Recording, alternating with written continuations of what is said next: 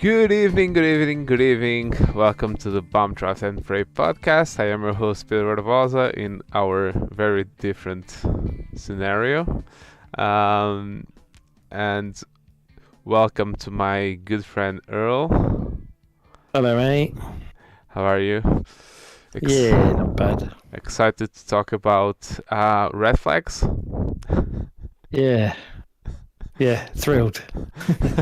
That seems to be what all of the fuss is with the Australian Grand Prix. So yeah, that's what we're going to talk about, the Australian Grand Prix and what happened there. So once again, no script, no notes today, and we'll just talk about a few things that happened on the weekend.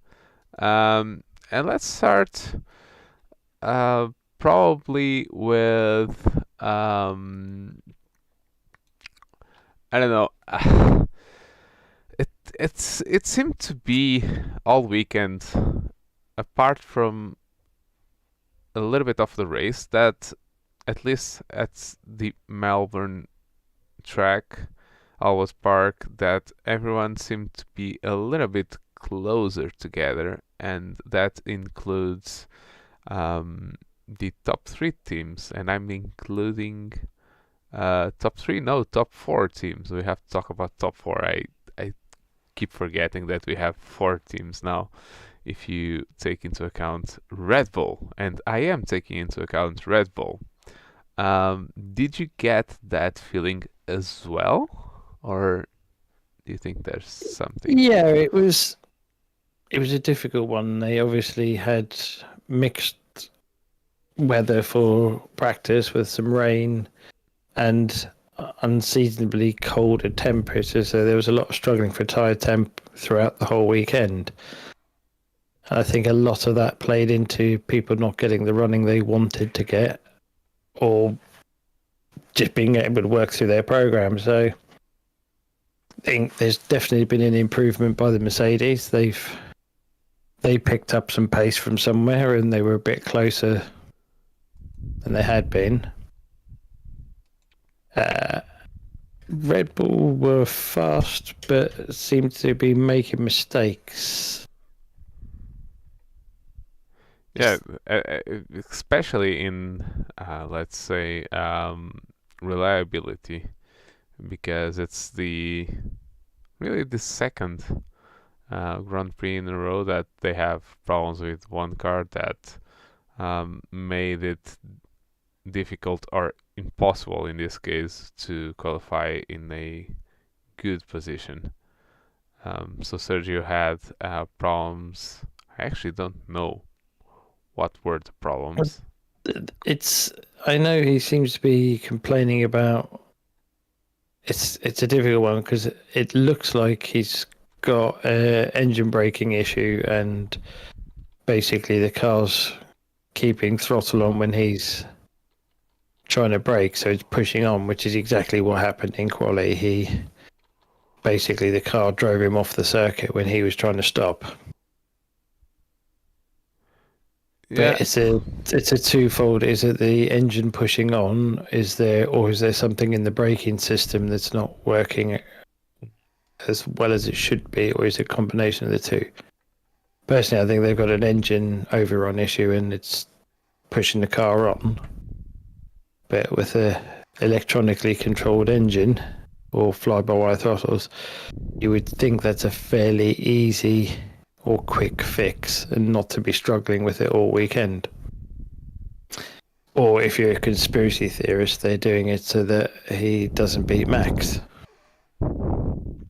yeah, but I can't see them putting their own car in the wall or almost putting it in the wall. Just yeah, not. there are a lot of things, but not that.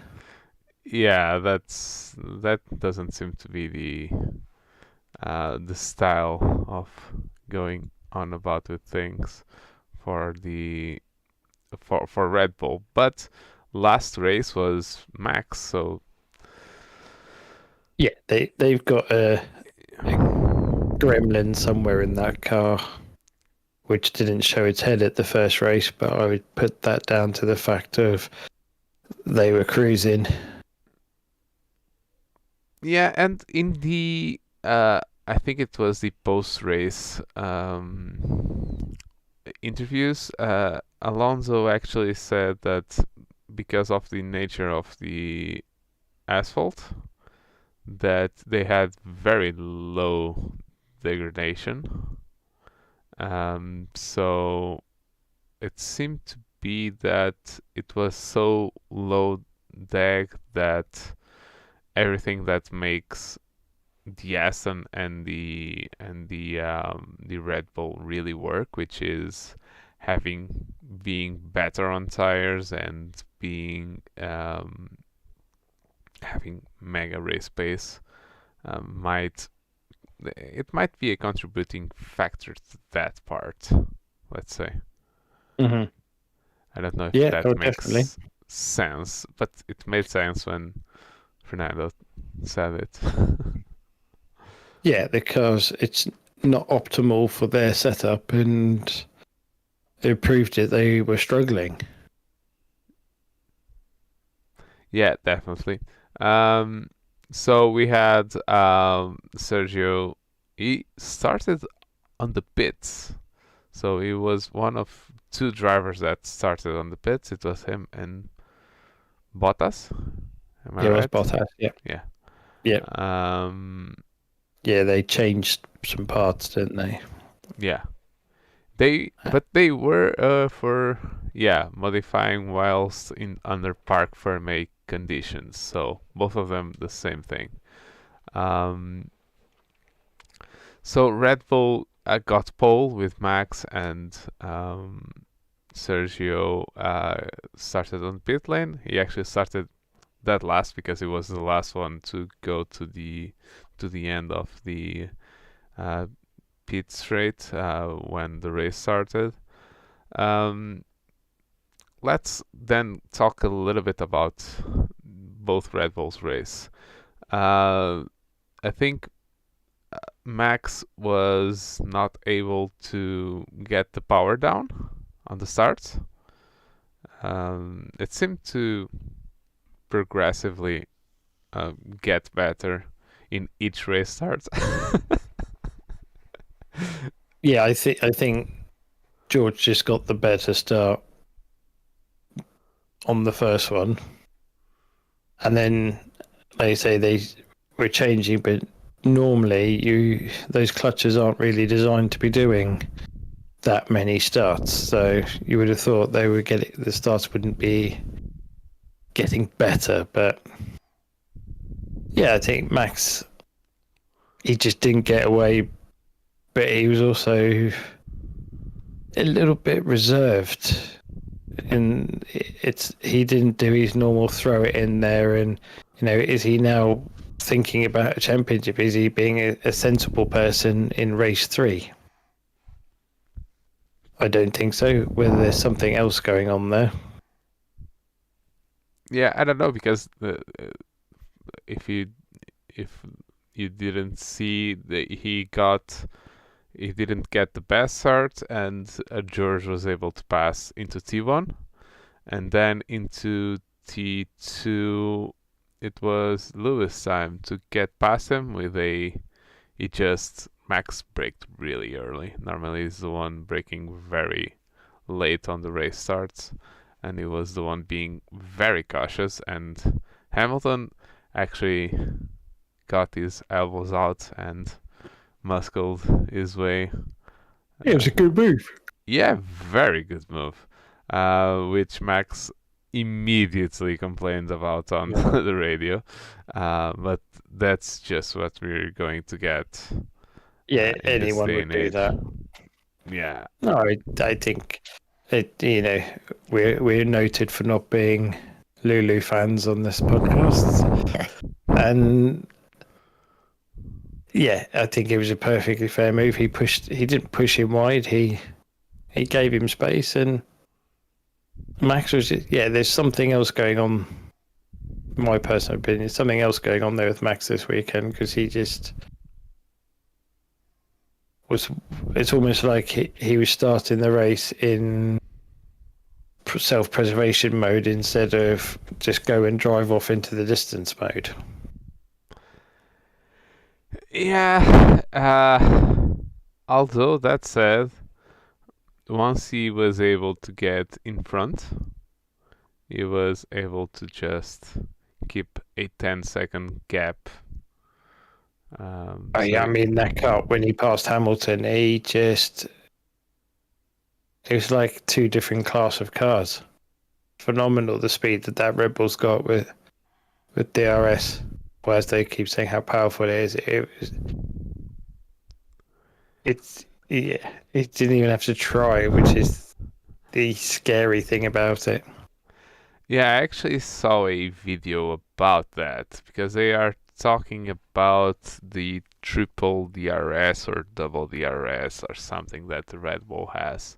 But the Red Bull is not the only car to have that thing that they think it makes it work that well. But it's a very fast car anyway, and actually I think there, if I'm not mistaken, is the in Saudi it was the Red Bulls were not the cars to gain the most with DRS at least. So it seems to be a combination of them being fast on the straights that they were last year, very fast on the straights anyway, even without DRS, and it seems that they got the DRS working in a way that you don't need a very very high uh, aero rear wing so that it works massively. So they can get that effect even with a low aero wing, rear wing. So yeah, there's something there that's undeniable. They did something right, but I think that the hard data just shows that it's mainly the Mercedes that have that speed delta, and not every car that has that speed delta to the Red Bulls.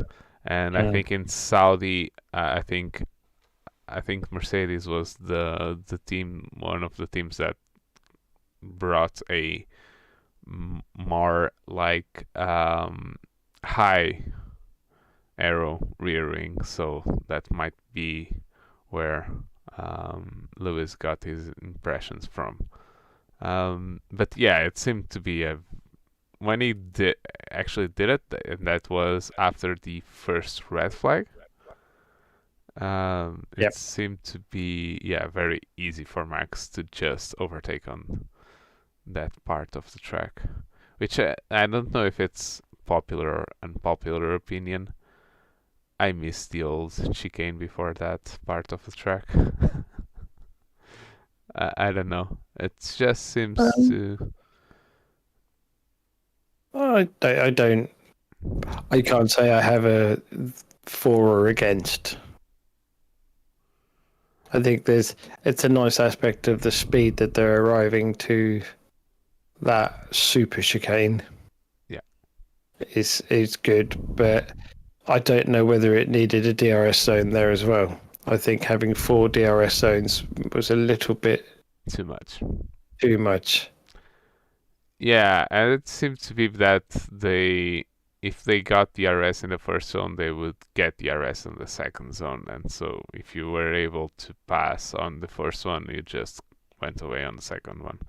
I think they need to do something with the regulations there that doesn't allow them to do that, because it's just too powerful, in my opinion. It's a bit too powerful. Yeah, but if you look at it from FIA point of view or from the promoter's point of view, there's lots of overtaking, so it looks exciting. Oh, but it would be even more overtaking if you got DRS on the first one, and then if you are in front for the next DRS zone, you don't get DRS. So if you are already past the guy that you got DRS from, and then you don't get, so then the guy behind might actually be able to try and pass. Because then what was happening was that they could compromise massively their line through that fast chicane that I'm sorry I don't know the name of or the corner number of, but I can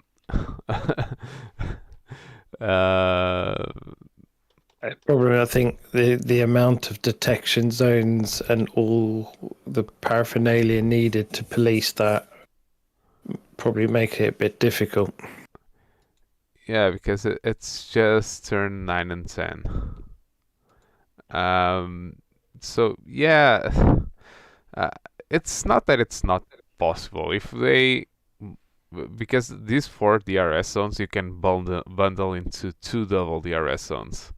So the main straight and the from T2 to T3, and then from T8 to T9 and T10 from until T11. So if you bundle those, you could actually just say if you get past after the DRS zone from T8 to T9, and then you get past to the guy that you're trying to pass, and you start the next DRS zone in front of the guy that you just passed, you don't get access to DRS. I think it would be better for racing, because then the guy behind could actually try and get past you. But are you going to end up then with just a race where you just keep going back and forth, back and forth, back and forth, and no one ever? Yeah, it'll almost become boring for the fact of he's going to overtake him. Do you know what I mean? I do know what you mean, but I don't know. It would be a little bit more strategical. Yeah, I just don't like the fact that you can get past and just because it was a fast chicane, so it's basically 2 corners, not really a chicane, but you could actually compromise your exit from T10, and then you get the DRS to compensate for it, so you could get away with that, and I don't know. Okay. Were you going to say anything? No, I'm good. So it's just a thought. We actually saw some overtakes into T11. We actually got a very good overtake from Norris into T12 on Hulkenberg. That was good because the McLarens didn't have the straight line speed to do anything. It seemed to be not as good. We can talk a little bit about McLaren now. McLaren seems to have gotten into with this car that we know it's not the car that they want to run. But with this car, they seem to have a worse qualifying car because none of their drivers was able to get into qualifying 3, which on the previous 2 rounds they were able on. It was on Bahrain. It was Lando that got into Q3, and then Piastri, Oscar got into Q3 on Saudi. So here, Oscar was out in Q1, if I'm not mistaken. Yeah, Q1, and then Lando on Q2. But then on the race, the McLaren didn't seem to be all that. I mean, it's still a bad car, but not. It was actually. It looked like to be raceable at least. The thing is, they keep popping up, and it's like, oh, Lando's actually running the same pace as the leaders or the front pack. Like periodically through the middle of a race, and suddenly their race pace is the same as the front. They just can't seem to do it all race. and we know the car's shit in quali. That's a given. But yeah, they seem to. It's almost like the car hits a optimum window for 3 or 4 laps, and tires are right, fuel level, everything comes right, and they're on pace, and then 2 laps later they're back to being second and a half off. Very strange. Yeah, but I don't know. On this race, it just seemed to be more of a 2022 race for at least for Lando, because he was able from the second red flag? No, second red flag. So the second red flag was the one that we had all that mayhem. And then the third red flag was just a right to the end. Okay, so I'm situated now on the race. So from the first to the second, until to the second red flag, he was actually catching Nico Hulkenberg. That was like 6 seconds in front of him. And he was able to hunt him down and then get past him. Mm-hmm. So it was a little bit more promising, I think.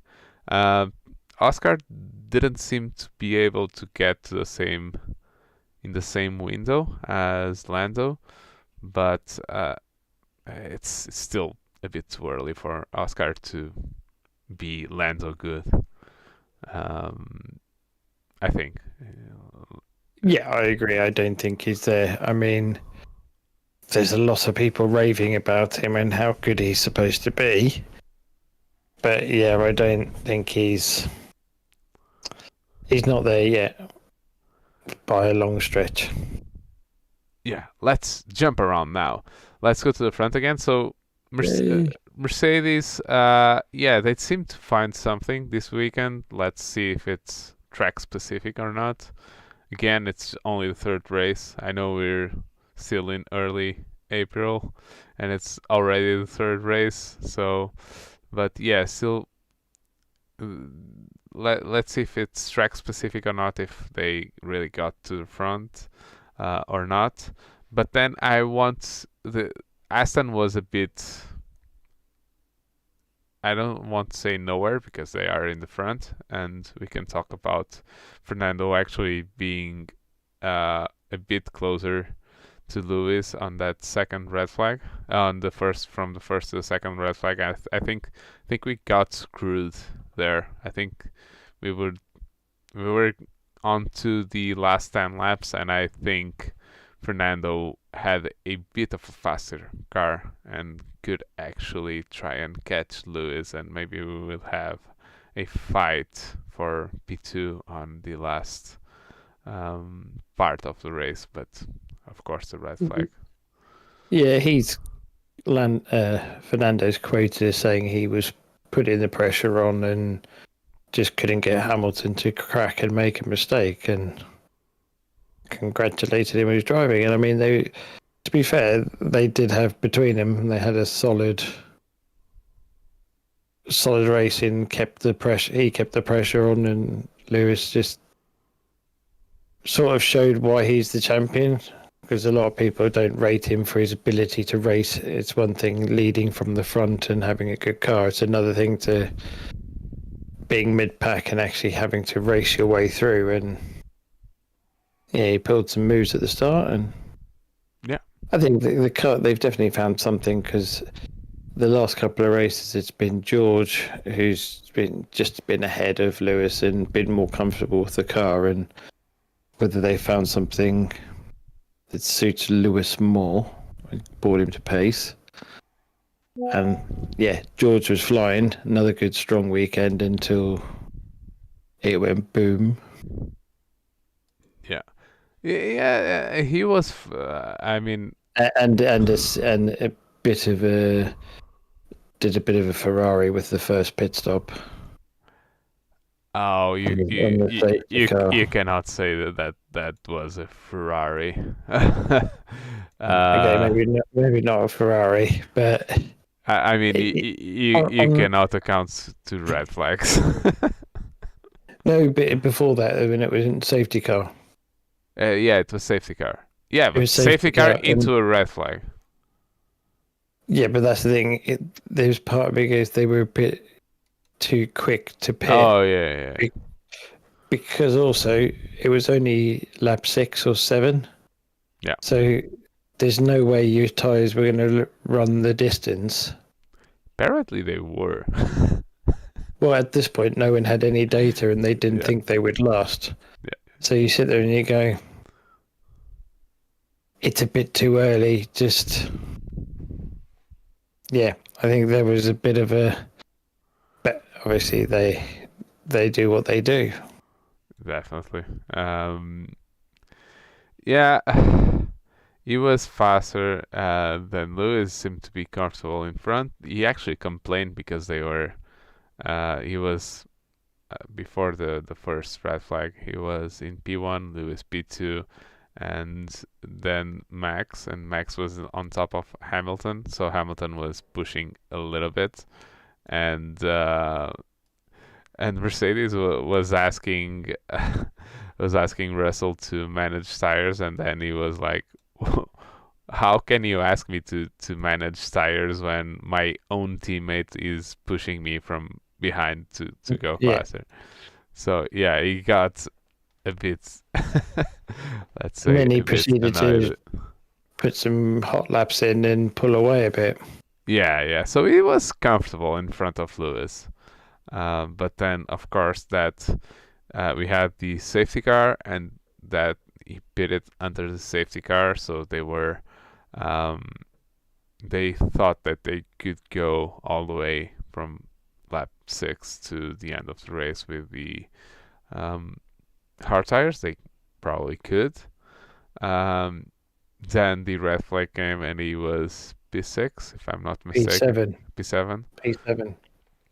Yeah, P7, and then the engine went kaboom in a very.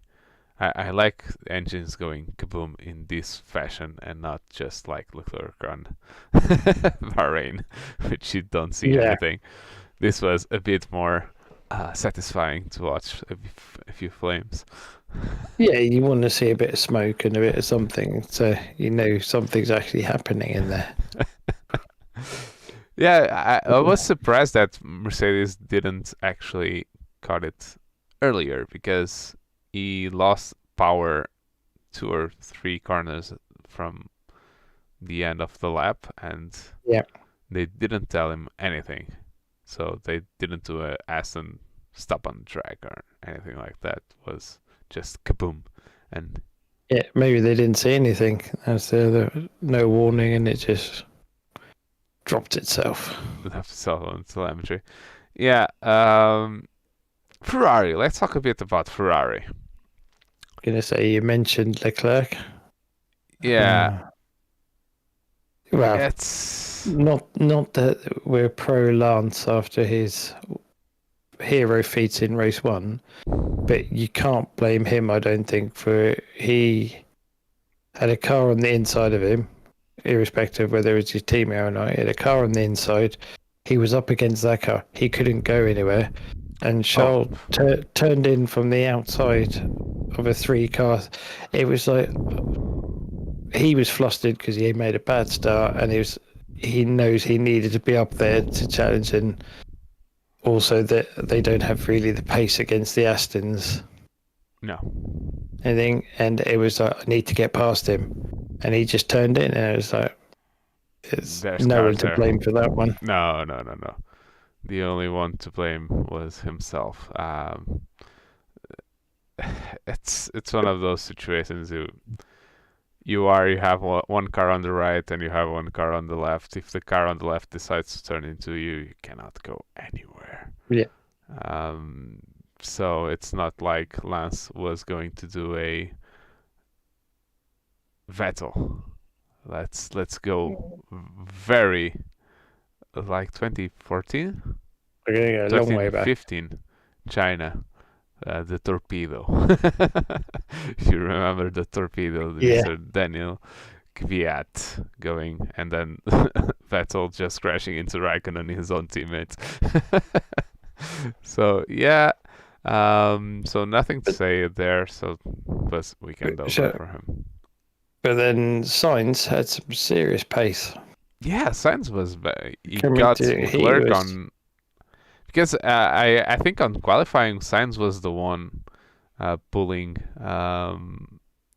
Leclerc. He was the one in front trying to give a bit of a toe to Leclerc. Mm. Leclerc complained because on the last run, Sainz, I think he made a mistake into T3, if I'm not mistaken, or T2, or really No. even in T2, and aborted the lap. So that meant that he didn't give the toe the entire lap to Leclerc because he just failed attempt, Sure. so just dropped off so that he could do on the next lap, and Leclerc complains about that. I am getting tired of this toe thing, and people just making all of those. I don't know. It's a bit tiring, just talking about toe and teammates giving toe to each other. It starts to get a little bit old, and complaining because I don't know. The thing is, it's fair enough to say you go to Monza, yeah, toe, great. But the fact of doing it at every race now and then, it's my turn this weekend and it's my turn. So we're not at school now. Come on. Let's go racing. So yeah, but Sainz seemed to have the pace on Leclerc anyway. Yeah, yeah, and he drove super aggressively. He was almost how we expect Max to be. Yeah. He was just sending it and controlled send, but he was sending it. I was impressed. Like, I mean, I wouldn't say I'm a fan of Sainz, but I do rate him. I think more than a lot of people do. I think we're both on that. And this, he's just too inconsistent. Yeah. Even like you can split that down to he's too consistent over a race weekend, but he's too consistent over a season, over race to race. He just hasn't quite hit that sweet spot yet. And to be honest, I don't think he will in Ferrari because they're so Leclerc centric. well, not even that they're Leclerc centric because he would have known that going there, but it's just Ferrari. They're a dog chasing their own tail. They just so it's not like he has a stable platform to get himself stable. Everyone's up and down, plate spinning. What? And that's it's not conducive for good. Well, as clearly it's not good results, and they ain't getting them. Yeah. Yeah. I think you're right. I don't know if he will get there. Let's see. I think he was very good on his first season with Ferrari, but the pressure was off on that season because they knew they weren't going to have a decent car to give him. Let's see if it's a case of this generation of cars doesn't really agree with Sainz or something like that. But we will have to wait for that. So after, I want to talk Albon. He was mega this weekend, apart from the obvious. And apart from his crash, but even that, I don't know if it's Williams just trying to keep motivation up because Albon has been doing very well at Williams since the beginning of his stint at Williams, but they said that they actually saw a spike of temperature on his rear left tire before he lost the car. but he said he lost it. It was his fault. He said he lost it, and it was his fault. So, yeah, the spike is him spinning. It was odd. He's on board. It was not a. I think he clipped a little bit of the grass on the outside on corner entry just before it turned in. So it might be something to do with that. But it wasn't one of those that you say, oh, that's obviously a massive error. Yeah. So, and he must be pushing like hell to bring that car to fight Yeah, for to be fair, P6 or where he was. yeah, to be running P6, he's doing quali laps every lap. Yeah, definitely. So But either he's you got get to be fair, Sargent's driving well as well. Obviously, he had limited track time. He had an issue in, I think, FP1, so Yeah. he didn't get a whole load of laps, and he's never been there. But I've been a little bit impressed by him so far. He's, for a rookie, he's holding himself well. You know, if you only have to think what Latifi was like in that car for 3 years. Yeah. And see, Sargent, he's not being, well, he's putting it over the alphas. Yeah. And well, both alphas. Yeah, both alphas in in quali it was just one In alpha. general, over the first 3 races, Williams aren't really the bottom team anymore. I don't think He was 1/10 off P15 on qualifying. 1/10. If you think that Latifi was sometimes 2 seconds off of P15 when Albon got into qualifying too sometimes, and he was like 1 second off. So yeah, Sargent is doing much better than Latifi ever did. So yeah, I've been pleasantly surprised by him. Yeah, he's not disgracing himself. No, that's the best way to put it. Definitely not. So a team that's doing quite well at qualifying, at least with one driver, but I think they got in with 2 drivers, but then on the race it seems to go backwards, is Haas. Yeah, I don't know what's happening with K-Mag at the minute. He just doesn't, he's just not there. Considering how well he was driving last year. Yeah. And Mr. Steady Eddie, Mr. Hulkenberg, is just a boring metronome with just, he's there and just finishing. He's just getting it done. Not in flashy way, not in anything. He's just tickling on and getting it done.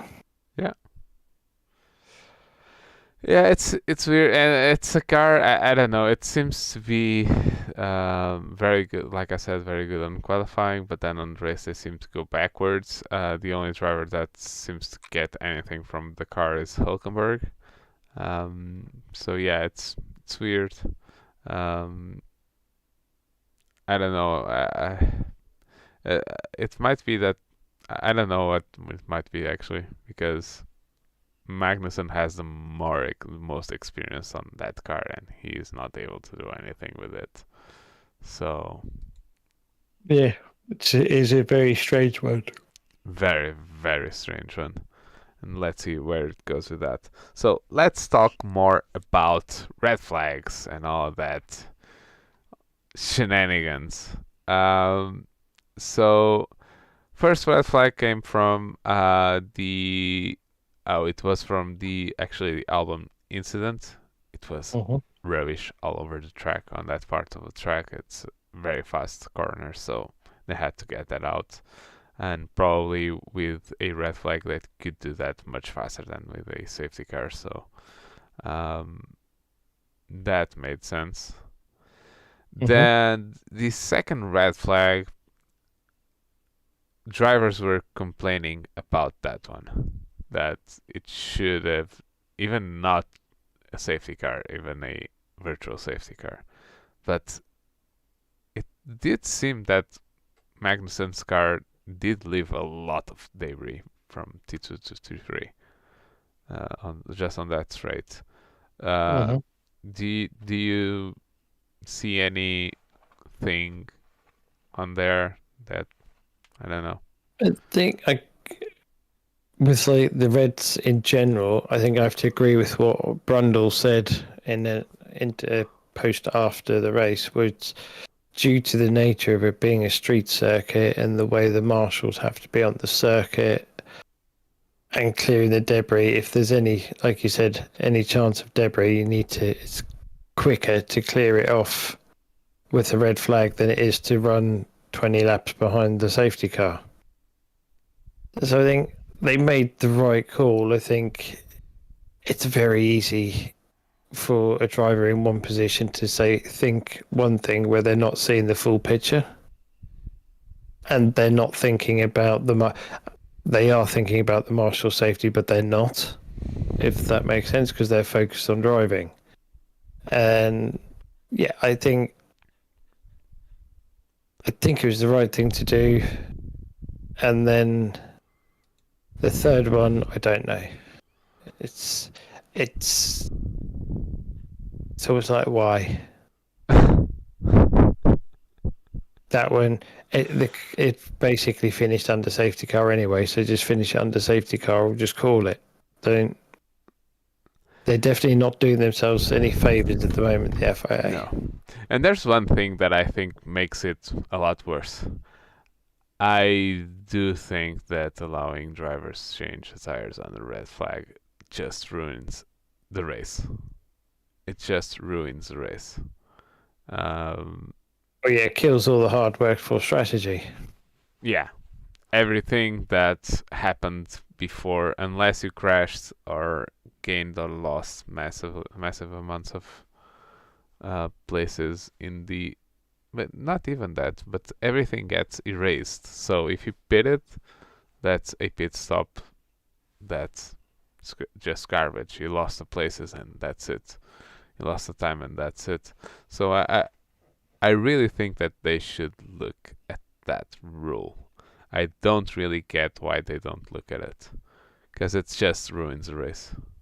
Well, yeah, like you say, you get, especially so towards the end of the race, it's going to be a 5-lap dash. Everyone puts a set of softs on. Yeah. Or whatever they have, and you go, whereas it will change the dynamic of the race if you go, well, you have to stay on the tyres you stop on. And not even, you can change hards for hards or mediums, because if you happen to have a new set, you'll put them on to get the first bit of grip out of them. Yeah. I think they will come up with a safety reason for it, and the teams will fight. They'll never get it past the teams, because the teams will go, no, it's a safety thing.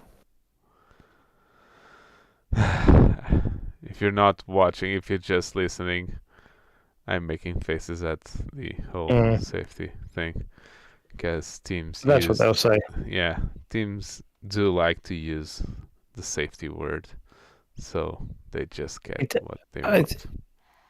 To go off on a slight tangent, I do think the teams themselves and the team principals, aka Toto and Karen Horner and all them lot, I do think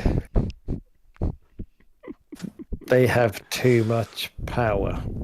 Yeah. They have too much influence and too much of a discussion into. Yes, they need to have a discussion into how the sport runs, because they're the ones that are essentially putting on the show, but it's almost akin to a football game. The referee says something and they all stand and shout in his face until he does what they want. And it's like, you can't do that. The FIA is the FIA, whether you like it or not. You can't moan at every decision they make. Yeah, definitely, and that definitely happens. But let's not go there, because if we go there, we'll talk about Messi and who was actually there and people and all that. I don't know. It's just very cringy. People complaining about him being there when he's there doing his job with the supercars. So yeah. Yeah, there's a lot wrong with this world at the minute, and it's stuff like that where, yeah, okay, we won't get into it because that's a whole nother rabbit hole of a podcast to go down. Yeah, let's not go there. We'll do during the winter. We'll do a rabbit hole rant. Oh, we can do that. rant. We'll not get any fans from that, but we can do that. Um, yeah. So second red flag, then we restarted the race, and then all mayhem broke loose. So It's like an people, iRacing rookies race. oh, it was I think it was worse than that, actually. And it was the first time this season that, and I said first time that both Alpines just crashed into each other and ruined a double points finish. Yeah, that was a bit of a.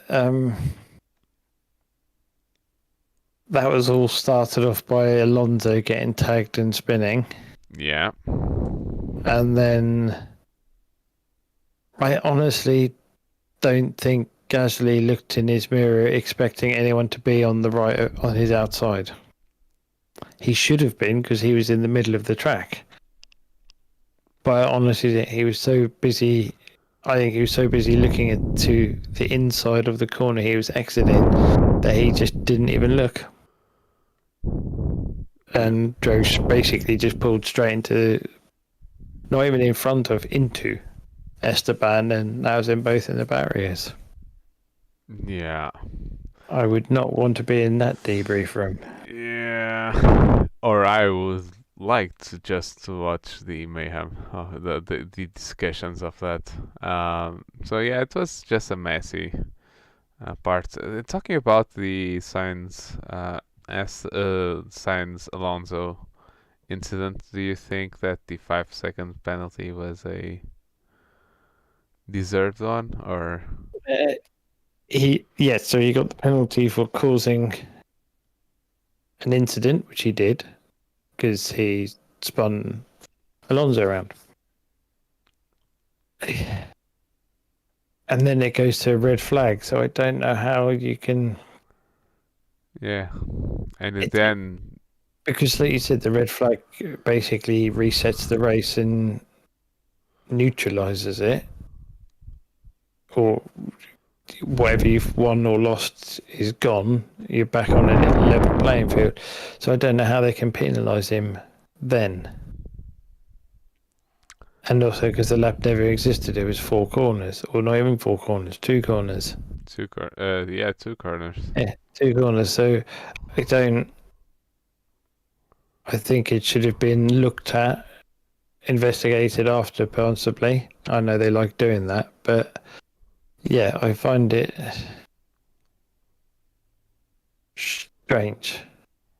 Because like they said on the broadcast, so they just all going to set up his backside, push him across the line, and all finish within 5 seconds of him. And so it's a penalty he can't compete against. Yeah. So it was another true FIA moment. Yeah, I was confused as well because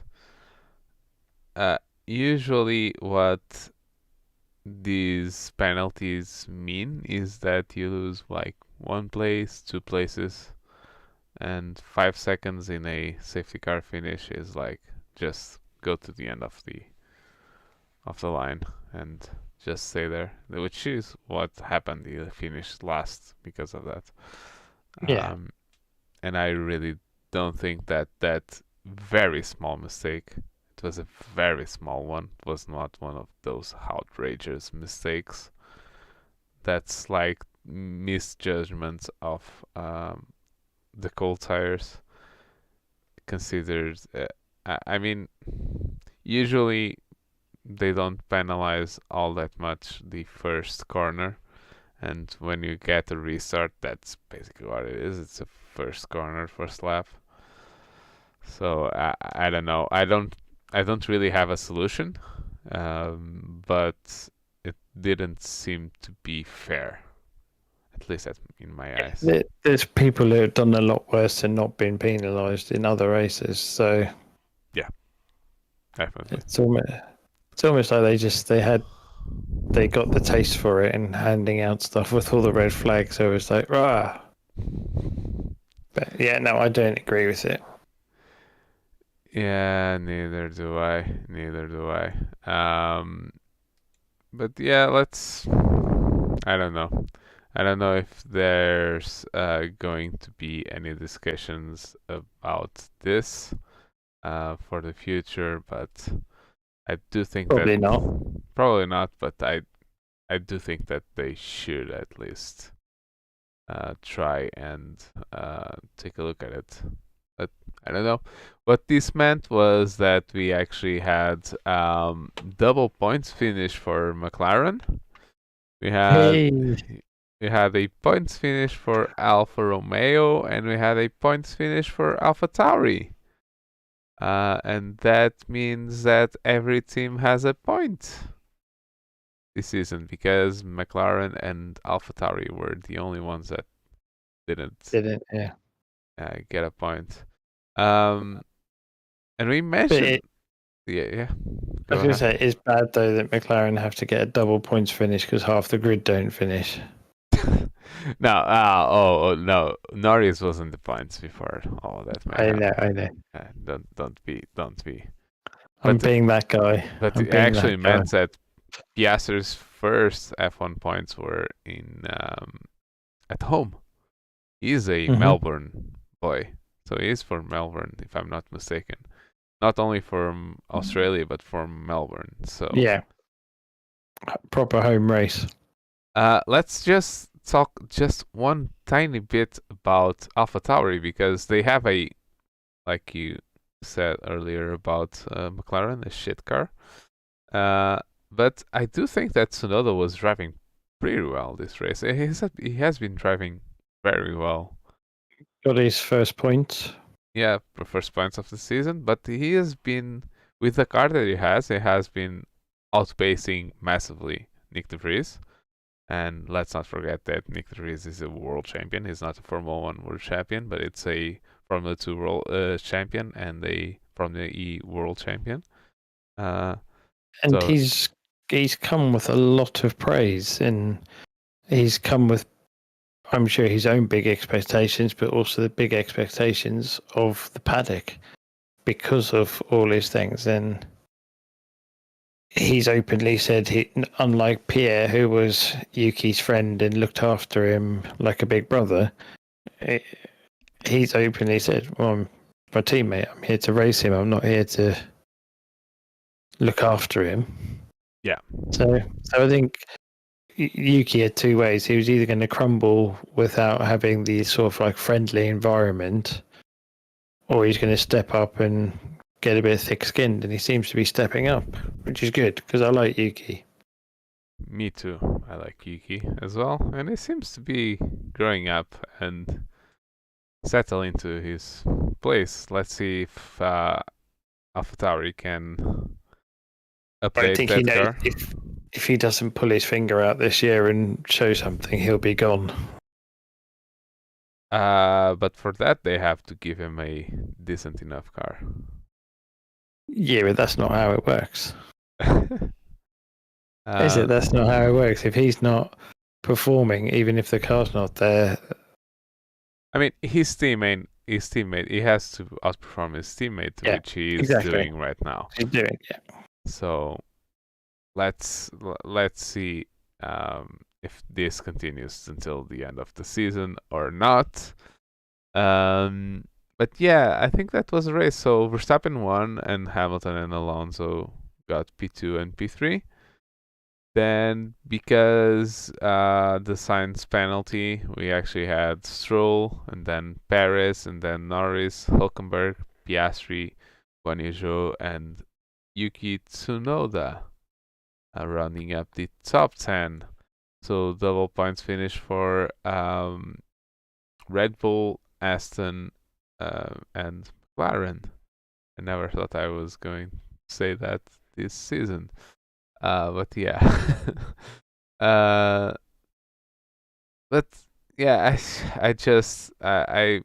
we were able to talk almost for 1 hour about this race, but yeah, I don't think that this was at the level that normally Albert Park gives us. No, compared, as I said to you earlier, the feature race of the F2 was a phenomenal race.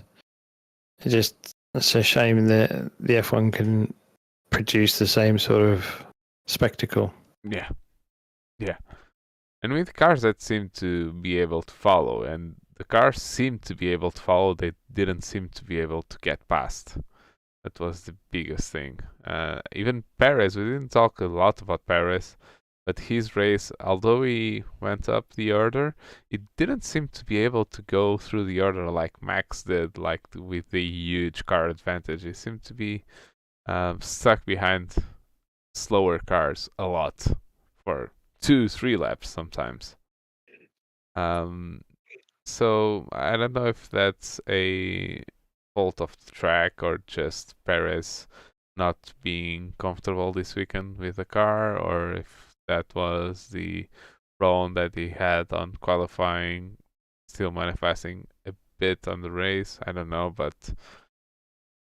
it just shows that it was a bit of a snooze fest. Yeah, it wasn't the most exciting Australian Grand Prix there's been. Oh, definitely not. Give us Michael Schumacher crashing into Damon Hill anytime. It's more more entertaining at least. So yeah, that was the Australian Grand Prix. So after the Australian Grand Prix, Max Verstappen is in the lead with 69 points. Then Sergio Perez 54 points, and then Alonso 49, Hamilton 38, Sainz in P5 with 20, Lance Stroll with 20 as well, Russell with 18, and then in P8, Norris. So yeah, then Hulkenberg and Leclerc. So Norris has more points than Leclerc. Which yeah, it's not going well for him, is it? No. And the most interesting statistic or points thing is that Red Bull now has 123 points already with 3 races and problems with one of the cars in 2 of them. Yeah. Right, let's be honest, we knew it was their championship to lose from the start. Yeah. Then Aston Martin in P2, just a little bit, just in front of Mercedes with 56. Then Ferrari 26. And then McLaren in P5. So they went from no points to 12 points. And P5 in the championship in front of Alpine. So this means that McLaren is back at where they were last year, and not that Alpine crashed both cars in this race. So yeah, but it will give if we don't get races like this one, with massive penalties for the top 4 and DNFs, it might mean that McLaren with this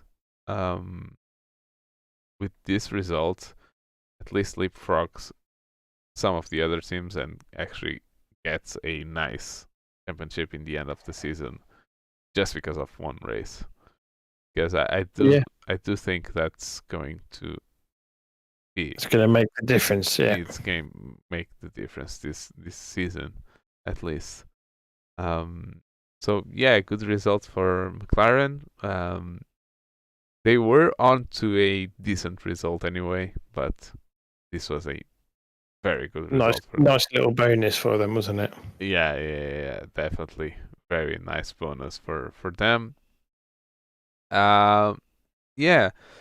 Do we have more stuff to talk about? We might have stuff to talk about. One more thing related to Formula One that we want to talk about. What we kind of touched on it a little bit. You said just finish the race under the safety car. should we be looking at something like NASCAR does in Formula One, or you don't think we should even be talking about that? Oh, well, the green-white checker. Yeah. No, because I think there's a few people in NASCAR that don't want to see green-white checker in NASCAR either. Because at least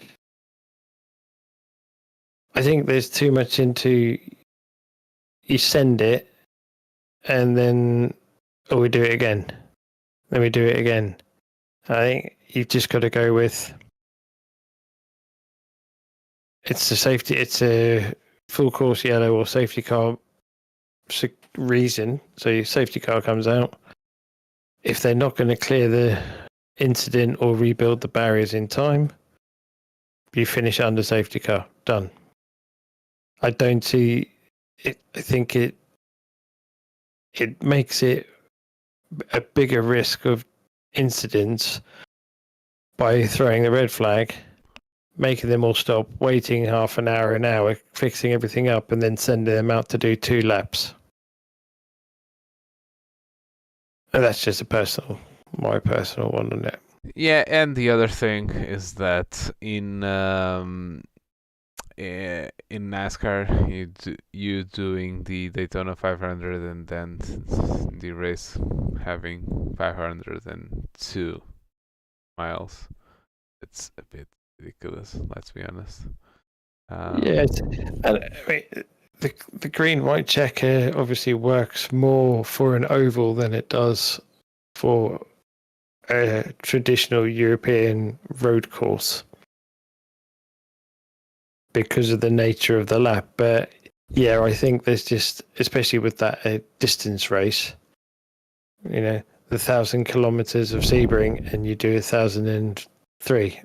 Just if you're going to be pedantic about it, and we will. But, I just don't like it personally myself. I'd rather be, someone's crashed, they've hit the barriers, safety car. Oh, this isn't going to restart. It's too much, and still complete the laps because you have to complete the laps for an official race distance.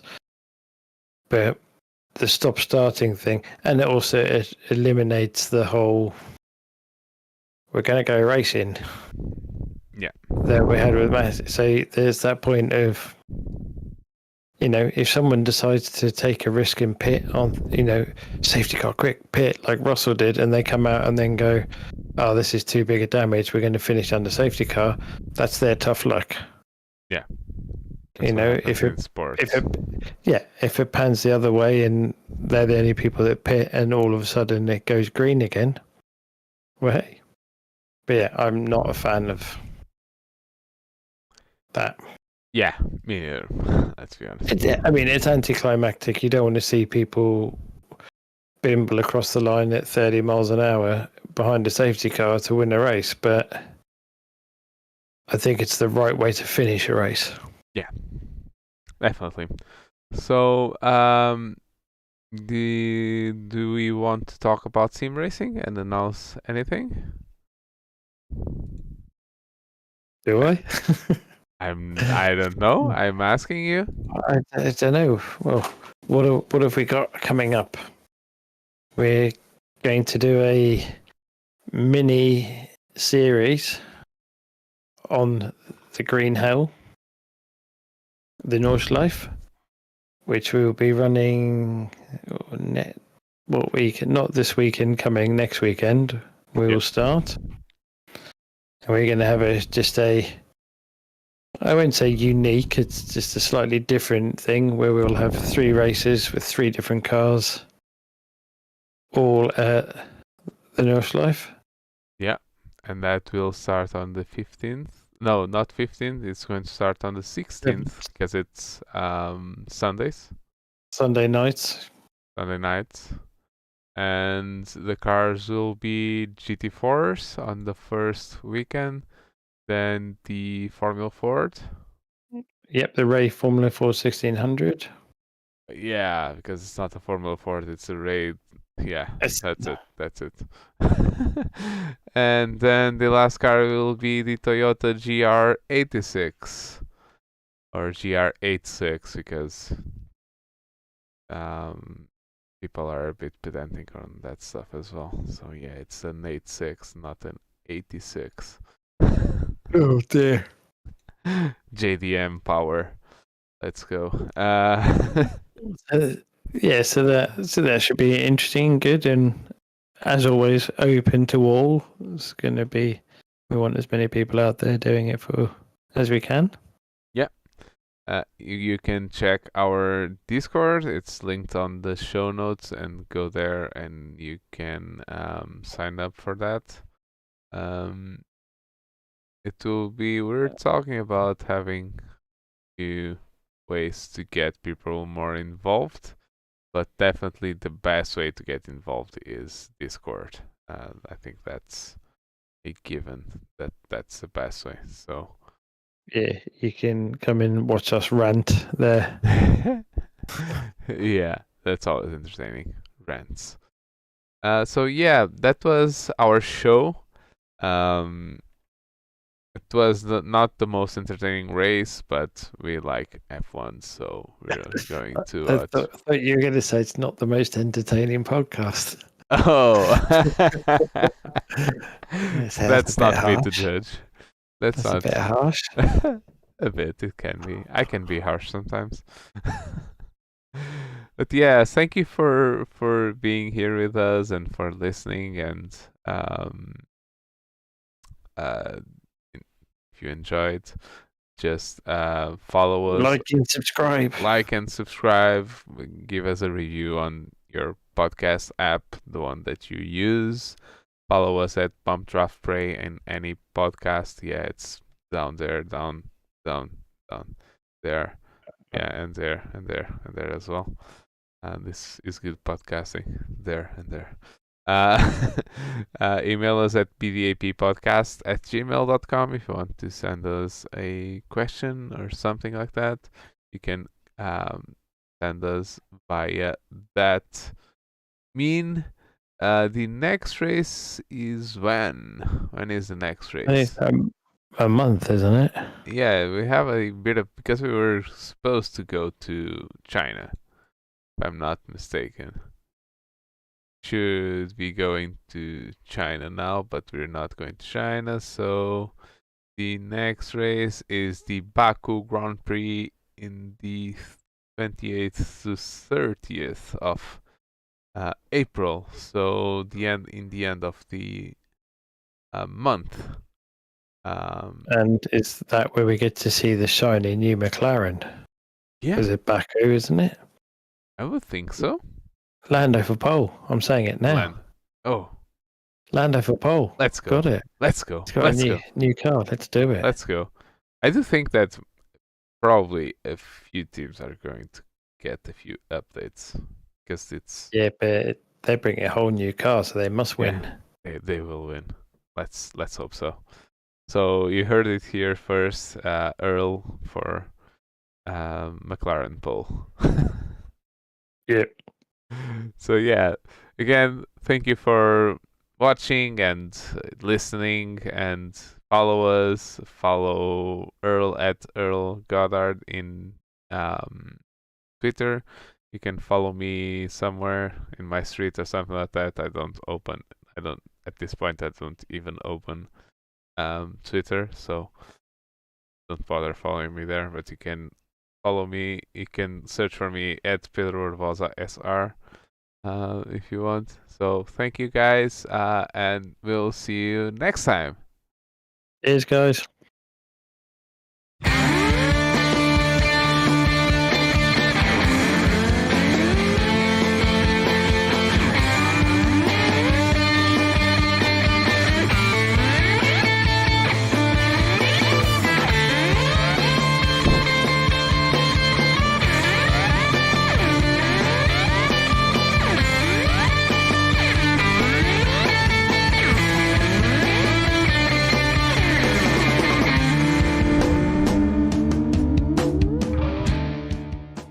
Bump Draft and Pray is an independent podcast and the music was by Letting Punks Know.